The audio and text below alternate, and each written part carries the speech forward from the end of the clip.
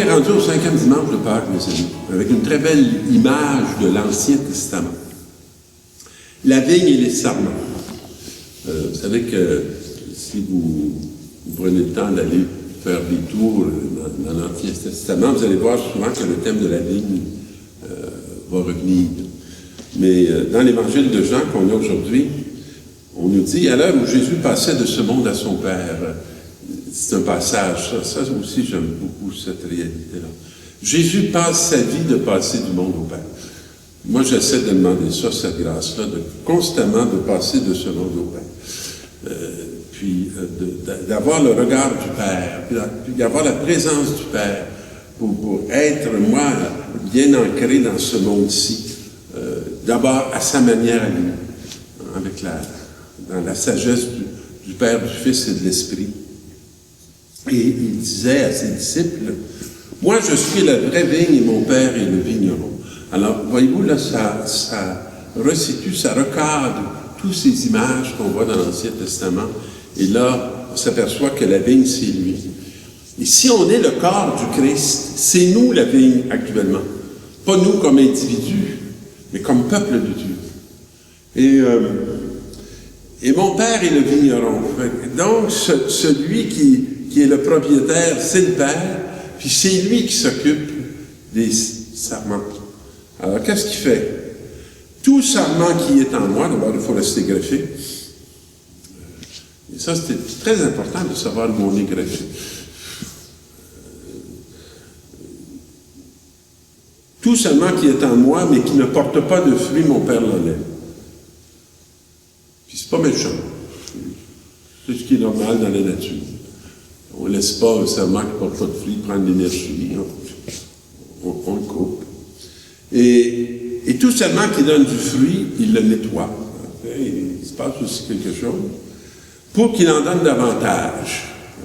Et là, je revois toujours quand on émonte des plantes, qu'on les coupe, c'est blessant, hein,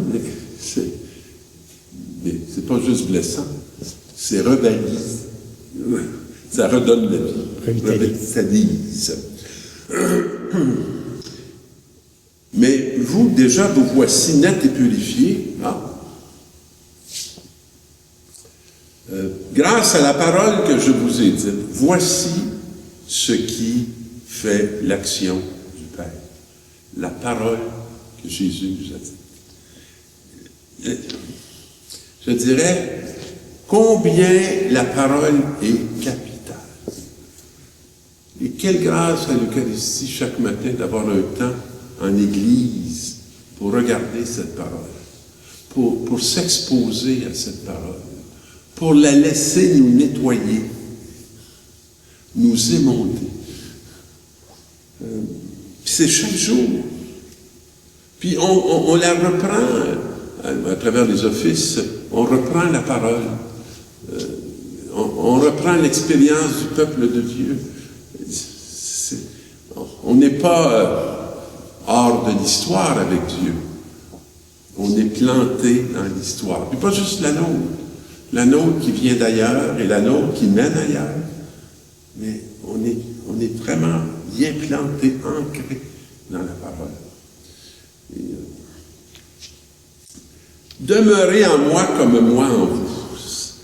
C'est la façon de demeurer en Dieu. Sinon, là, si on s'expose à la télévision là, du matin au soir, moi, je suis sûr que vous ne sortirez pas de là avec une grande expérience d'espérance. Puis, je suis pas mal sûr que vous allez avoir un regard sur l'humanité qui va être plutôt complètement découragé. Et vous ne toucherez pas beaucoup à travers l'écran la présence de Dieu. Parce qu'il est un des éléments fondamentaux dans l'opération de ce monde, même si on ne le voit pas. Et ce que j'apprécie beaucoup de mon ministère, c'est d'aider les gens à voir la présence de Dieu dans leur vie, souvent qu'ils sentent absents. Et moi, en essayant de leur révéler, je le découvre avec eux et eux avec moi. Et il n'y a pas une rencontre, à mon avis, que je fais qui n'est pas une rencontre et un exercice pour trouver Dieu.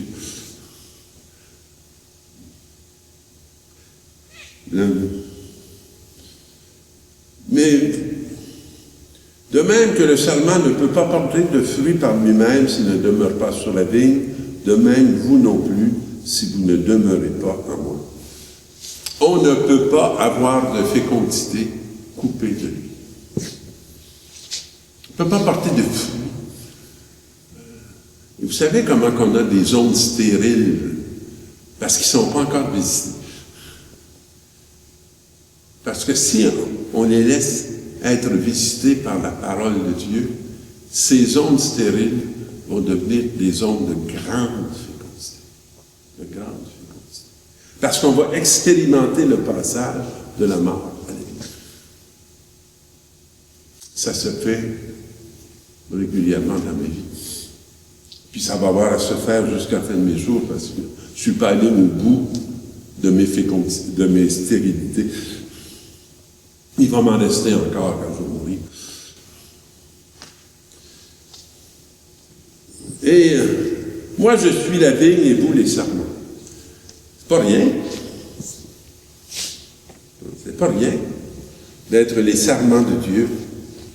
Et celui qui demeure en moi et en qui je demeure, celui-là donne beaucoup de fruits, car en dehors de moi, vous ne pouvez rien faire. Ça, si quelqu'un ne demeure pas en moi, il est comme un serment qu'on a jeté dehors et qui se dessèche. Moi, j'espère que je ne serai pas desséché à la fin de mon existence. Ça m'a fait rire cette semaine. J'ai confessé des enfants. Puis,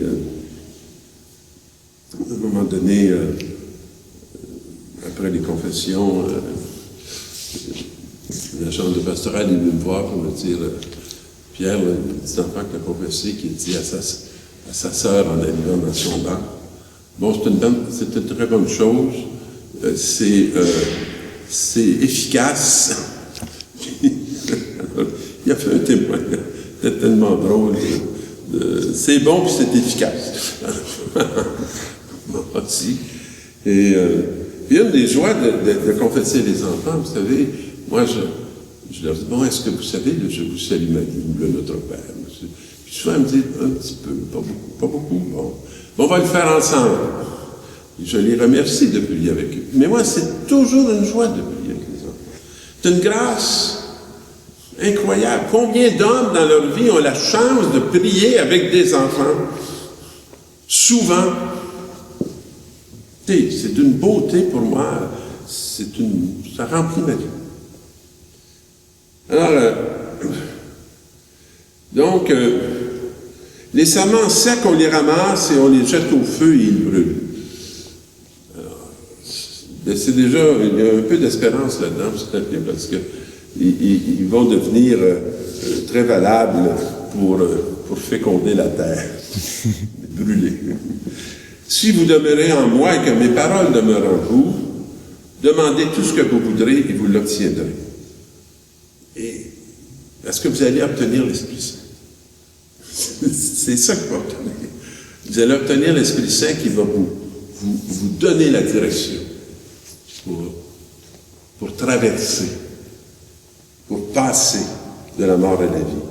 Ce qui fait la gloire de mon Père, Irénée, qui nous c'est l'homme debout, c'est que vous portiez beaucoup de fruits. Ainsi, vous serez pour moi des disciples. Alors, il nous indique la voie. Et là, dans la première lecture, c'est touchant. C'est après la conversion de Paul. Et Paul vient à Jérusalem. Il veut rentrer dans le groupe des disciples, mais là, il y a encore tous peur. Ils ne font pas confiance. Ils ont peur qu'ils identifient leur groupe, qu'ils les dénoncent et qu'ils se fassent tous tuer. Alors, Barnabé le prit avec lui et le présenta aux apôtres. Voyez-vous l'importance de présenter aux apôtres ceux qui se sont convertis et qui sont sortis de tout ce que l'on dit d'eux lorsqu'ils étaient dans l'avant-conversion. Et les nouveaux convertis ont besoin d'être introduits pour que la méfiance de l'Église s'estompe et qu'on s'ouvre à la réalité, qu'on ne s'enferme pas dans un passé, qu'on s'ouvre à la réalité. Il leur raconta ce qui s'était passé sur la route. Saul avait vu le Seigneur qui lui avait parlé à Damas. Il avait prêché avec assurance au nom de Jésus. Alors, cette conversion, qui n'était pas claire pour les apôtres, elle était claire pour beaucoup de ceux à qui il avait appartenu, Paul. Et là, ils avaient peur de lui parce qu'il n'était plus des leurs. Alors, Paul, il est comme figé entre un passé et un présent. Et dès lors, Paul allait et venait dans Jérusalem avec les apôtres, prêchant avec assurance au nom du Seigneur, parlant aux Juifs de langue grecque et discutait avec eux, mais ceux-ci cherchaient à le supprimer. Alors les frères l'apprirent, alors ils l'accompagnèrent jusqu'à Césarée. Et ils le firent partir pour Tarse, pour le protéger, pour qu'il puisse continuer la mission. L'Église était en paix dans toute la Judée, la Galilée et la Samarie, dans la crainte du Seigneur, et elle se construisait et elle avançait. Elle se multipliait avec l'assistance de l'Esprit Saint. Mais on sait que ça ne durera pas. Ça ne durera pas. Et là, mes enfants, nous devons aimer, non pas avec des paroles et des discours, mais par des actes et en vérité. Ça, c'est fort, ça. Les discours, mes amis, c'est facile à faire. Mais en acte et en vérité, là, ça, il faut que tu bouges, il faut que tu agisses, puis il faut que tu sois vrai, puis il faut que tu sois authentique.